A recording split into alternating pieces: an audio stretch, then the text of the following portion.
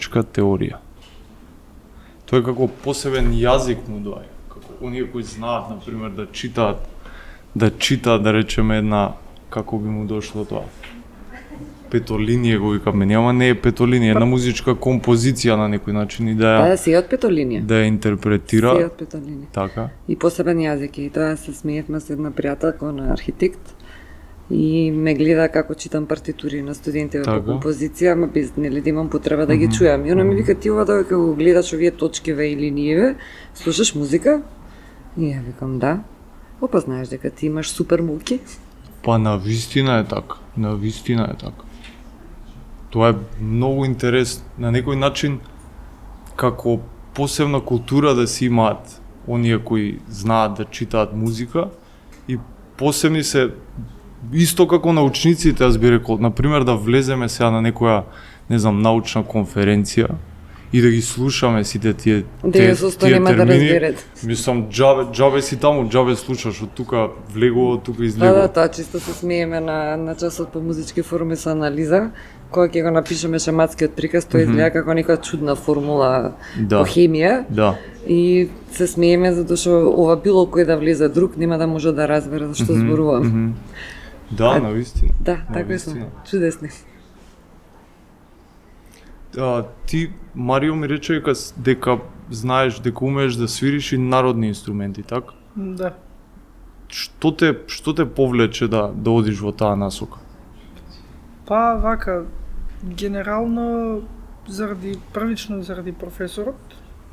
Тоа е светскиот наш, еве да речеме, професор Драган Дутовски. Кој што е раководител на теоретската катедра. На катедрата за музичка теорија и педагогија. И во таков еден контакт стапив, тоест знаев дека ќе дојдам овде на факултетот за музичка уметност, првично заради него. И потоа веќе почнав да се запознавам и со работата на факултетот. И ми изгледаше доста интересно, затоа и се запишавме. Зашто, еве, искрено јас сум од Штип, имаше и таму опции, но ме привлече пред се професорот, како што кажав, ама и квалитетот на настава, кој што го возможуваше нашиот факултет, нашата институција. Значи ти веќе си бил влезен, да речеме, во таа индустрија, си знаел што се случува, си го знаел. Да, можеби ова е за некоја, можеби ова е за некој технички факултет повеќе. Сакам да кажам, веќе си бил во тек, веќе знаеше да свириш инструмент пред да дојдеш. Да, вообичаено студентите што се запишуваат имаат завршено или средно музичко училиште или нижо музичко училиште. Така. Малкумина само од тие кои што се запишуваат на популарни жанри немаат никаква претходна писменост музичка, но ние ги описменуваме дури ако немаат никакво презнање, веќе кога ќе влезат на факултет. Тоа зборувавме баш со студентите пред да почнеме. Например, сега, да речеме, некој е 4-та година и има интерес за музиката, но никогаш немал ни шанса, никогаш не бил наведен на тој пат да учи инструмент или да учи музика. Може ли да се појави на факултетот за музичка уметност и да ги пројде тие приемни испити, да речем? Ние ќе имаме припреми за приемни испити, каде што наставниците од нашиот факултет имаат 1 до 2 недели во зависност од поверувањето, обука на студентите кои или не се воопшто писмени или се сметаат за недоволно спремни пред да пристапат на приемните испити, но вообичаено тука нема никаков поголем проблем. Дури тие кои што воопшто не се писмени проаѓаат затоа што тие се запишуваат на популарни жанри, па таму од почеток почнуваме со писменувањето, од теорија на музика, како се пишуваат нотите, петалинија, клучеви, сето се учи и на тој смер. Така. Факултетот за музичка уметност е основан 1966 година. Тоа е најстарата високообразовна музичка институција во Македонија и практично од нашиот факултет се сите музичари кои воопшто излегле во Македонија, сите кои што ја прават музичката сцена. Сите наставници кои што се во средните училишта, во основните училишта и само по музичко во целата држава. Така. Сите оркестри, оркестарот на Македонската филхармонија, оркестарот на Македонската опера и балет, сите се со колеги кои што се алумни на факултетот за музичка уметност, дури конкурентните факултети кои што се сега појавени, како факултетот на УГД Штип и факултетот во Тетово се со кадар кој што призлегал повторно од ФМУ. Да. Тука е нашата најголема сила затоа што најдобрите секогаш биле наставниците на факултетот за музичко уметност. Ние зборувавме на состанокот пред да дојдеме, вие и ми споделивте нешто за историјатот и за величината на факултетот за музичка уметност во минатото, неговата позиција. Ќе видиме и во следните сегменти дека дури и студенти од странство, од регионалните држави доаѓаат да студираат на музичка уметност. Што е она што го двои од другите факултети? Што е она што е специфично? А тоа прво тоа што е прилично долга традицијата, тоа се 60 години. Така. Не помни 60 години, така. 57 години како постои факултетот. Факултетот го формирале една од најголемите музички умови кои што воопшто се појавиле во Македонија. Тоа се големите имија, например, на Властимир Николовски, Томислав Зогревски, а понатака почнуваат школите на Гоце Коларовски, Тома Манчев, Димитрije Божаровски, тоа се навистина големи имиња.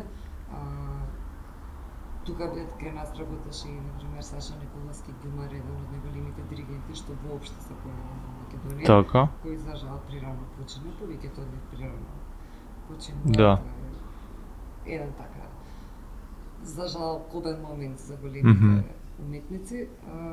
Тие луѓе оставиле таков легат кој што нас не обврзува понатака да го држиме нивото и да го напредуваме нивото, и тоа е вака една од основните причини зашто не само студентите од Македонија, туку и од околните држави доаѓаат тука. Но потврдата е, например, за квалитетот на наставата на факултетот за музичка уметност во Скопје е моето искуство во Швајцарија. Јас бев таму на постдипломски студии. Тука се запишав прво кај мојот професор, така. И тој прерано почина. Така. Бог да го прости. И заради тоа си ги продолжи студиите во Швајцарија. И во еден момент ми избркаа час затоа што знаев повеќе од професорот. Па после тоа моите колеги во Швајцарија ме прашаа каде сум студирала и кажа дека во Скопје. Они викаат само во Скопје, да, само во Скопје. И ме прашаа дали сум дошла во Цирих да ги фрустрирам нив или да се фрустрирам себе. Имајќи вид колку е понапредно моето знаење од нивната. Обично сега е сосема обрат.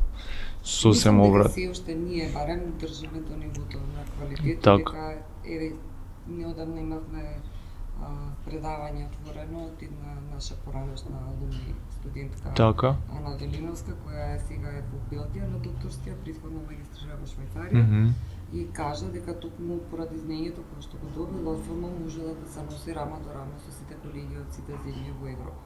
Така. Тоа и го има впечатокот кога зборувавме и кога зборувам и со студенти, например, од музичката академија, факултетот за музичка уметност, имено дека сепак ФМУ не е на исто рамниште со другите факултети. Тој синдром на спуштање на критериумите, да речеме, за се повеќе и повеќе студенти да може да влезат и да опстанат на некој начин.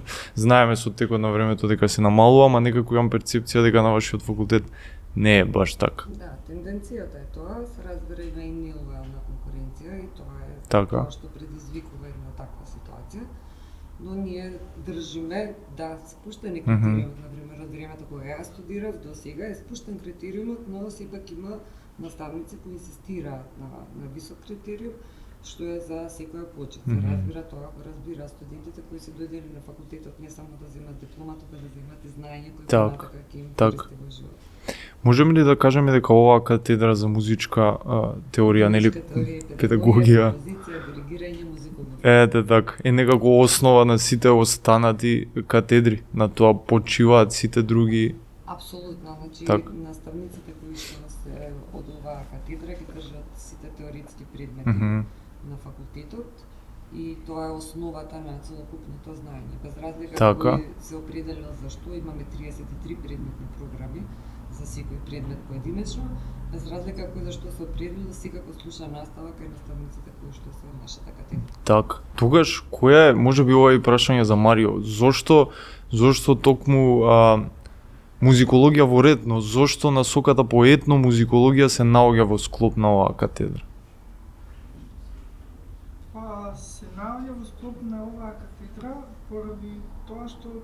спомнав ми преска во еден неврзен разговор, таква е потребата Мгм, за претходна образба на студентите со познавање на предмети од музичка теорија и педагогија. Така. Па потоа за да можат да се втурнат во тој процес на истражување, Така. на Проучување, да, така. Знаеме дека и така. музикологијата е поврзана со изучување на нашата народна музика, Така. но без претходно подготвени знаења од музичка теорија и Така. педагогија, според мене тоа би било аматерски пристап. Затоа е и така направено да биде во склоп, за да може сите студенти, тоа из времето генерацијски се покажава како добро, бидејќи тука лежи професионализмот, оној академски профил кој што секој студент го добива, Така. а тоа е врз база на претходно стекнати знаења и познавање од музичка теорија и педагогија, кој што спомнавме претходно, дава широки опции и за знаење, тоа е за едукација, но и за понатамошна работа утре во иднина за секој од студентите. Така. Кој е твојот план за понатак? Што ќе правиш кога ќе дипломираш? Сега да не те ставам многу на Ти се запиша на магистарство. Имаш ли некој вака, некој пат кој си го замислуваш? Па визијата за секој еден уметник според мене е да биде на сцена. Така, така. Но ни помалку ни повеќе не е отворена можноста за издавање на теоретски трудови, книги, писања, како и за создавање на музика. Преска МТП е еден широк спектар на избор за работа и за може со било што да се занимава човек. Предметите се Так. И не подготвуваат и не Так. за една работа. Имаме доста познати наши композитори, аранжери, па и диригенти кои што имаат завршено МТП и се сериозно на врвот во областите во музичкото во нашата држава. И заради тоа е еден од јас според мене мислам дека е еден од најпозитивните примери зашто требало студентите да се запишат на музичка теорија и педагогија. Така. А и да се надоврзам на прашањето, затоа и етномузикологијата како област е во склоп на музичка теорија и педагогија заради интердисциплинарност. Так. Покрај ова Често ни доаѓа на гости професорка од Институтот за фолклор. Така. Со кој што имаме многу добра соработка, професорката Стојкова. Па денес ќе поканим на едно вечерва има предавање. Одлично. Не спомнам деканката да се надоврзам. Од оваа година почна циклус на предавања кои што се важни за секој еден од студентите, бидејќи отвараат дури оние што не се на музичка. Да, тие се отворени предавања, се на ниво на кој што може да го разбере било кој тоа е, за да се пошири знаењето на студентите и да им се отворат хоризонтите, значи да не се задржиме во областа која што ни е стрикно од предавањата. И па тоа е интересно. Мислам дека ништо не правам вечер, така. Супер. Имаме недела отворени предавања, освен што имаме и концертна денес. Така. Освен овие работи, за што друго, например, можат да се оспособат студентите на факултетот за музичка уметност? Обично ги слушаме тие класичните вработувања, но што е, например, најчудното работно место што сте чуле дека некој се запишал по дипломирање или? Ништо чудно кај нас. Така. Професија музичари и начин на живење. Така. Многу често повеќето од нас не сакаат да се врзуваат со работно место кое што значи фиксно работно време од 8 до 4, за нас е тоа надреално затоа што не работиме постојано и кога никој не работи, ние работиме. На сите прослави, свадби, венчавки, нови години, кога сите уживаат, да. Цело време работат, композиторите исто работат постојано, изведувачите исто работат постојано. Така. Теоретичарите исто работат постојано и имаме многу широк спектар каде се може човек да се вработи како музичар. Освен тоа, како што веќе кажав, нашите музици работат малку поинаку. научени сме на апстрактно мислење, на апстрактно помнење, поради тоа што сите свириме инструмент, имаме многу развиена лева и десна хемисфера, координација, ориентација во простор, и тоа ни помага дури да е било што друго што е во нашата професија многу брзо да го совладаме и да бидеме дури подобри од тие кои што Воопшто не, да, супер, одлично. За ова никош не сум размислувал, например, сите тие телесни да речам придобивки кои се добиваат со учење на инструмент. Да. Да. Да. Да. Која е, например, која би била еквивалентната работа на докторат или магистерска теза на некој технички или инженерски факултет во однос на музичкиот факултет? Може малку поинаку да го одговорам. Кога ќе ми кажа на мене вие таму на музичка академија ништо не учите. Така. Аха. А ја бидејќи завршив композиција, студиите композиција порано трае 5 години, отприлика една семестар помалку од електро, 2 семестра. Како градеже. Да. И им кажува секојаш истото. Јас вашиот факултет ќе го завршам и ќе поминам со просек 10.00. Вие нема да го завршите мојот факултет. Да, бидејќи е потребно многу повеќе. Навистина. Што би сакале да им порачате на идните студенти кои веќе се спремаат или кои можеби размислуваат за некоја идна кариера или размислуваат да се запишат на вашиот факултет? Тоа што можам да го кажам со сигурност е дека најдобриот квалитет во државава, па и регионално нуди факултетот за музичка уметност и токму поради тоа околните факултети, например факултетот од Ниш или факултетот од Цетиње бараат соработка со факултетот од Скопје, така. Оцениле дека тука има поголема тежина. Значи тоа е една од работите кои што ние ја нудиме тоа. Значи дека студентите ќе бидат дома, ќе бидат блиску до нивните, ќе бидат во релативно да речеме поподносливи финансиски услови Така. Отколку кога би студирале во странство, тоа е една од работите. Нашиот спектар за вработување понатака е многу широк и никако не е ограничувачки, секој може, бидејќи има прилично функционален мозок откако ќе заврши за музичка уметност и било што да научи, дури ако не реши понатака да не се занимава со ова. Дури комплетно да ја смени, Иако, музичката професија е, пак ќе кажам, начин на живење и ако некој навистина го сака тоа, тогаш треба да го направи тоа. Мајка ми знаеше да ми каже тоа што ти сакаш да работиш е хоби за богати луѓе. Јас потекнав од едно така просечно семејство. Но можам да кажам дека поради многу работа, мој талент се развива, еве јас сум сега декан на факултетот за музичка уметност. Честит. Марио, имаш нешто да им порачаш? Па да, како што спомна и деканката, тоа е институција која што низ вековите, низ години ќе докажа и ќе докажува повторно дека е институција која што вреди. Студентите треба сериозно да размислат, тоест идните студенти да размислат за запишување на нашата институција.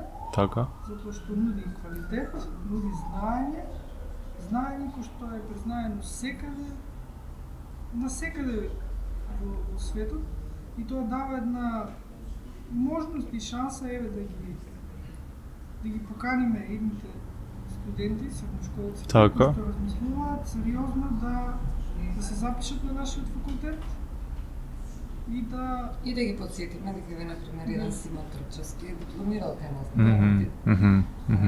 и магистрираше кај нас на факултетот, па дури едно време беше дел од наставничкиот кадар, додека не свати дека концертниот живот го зема премногу време, значи дека тоа е нивото на квалитет кој што ние го нудиме. Секоја чест. А Иван Тоше Проевски беше дел. Иван Тоше Проевски беше студент на нашиот факултет, тој за жал исто така прерано почина и не успеа да дипломира, но и тој беше запишан кај нас. И дел од наставниот кадар ни, например, Андријана Јаневска, кој што не сите им е познато.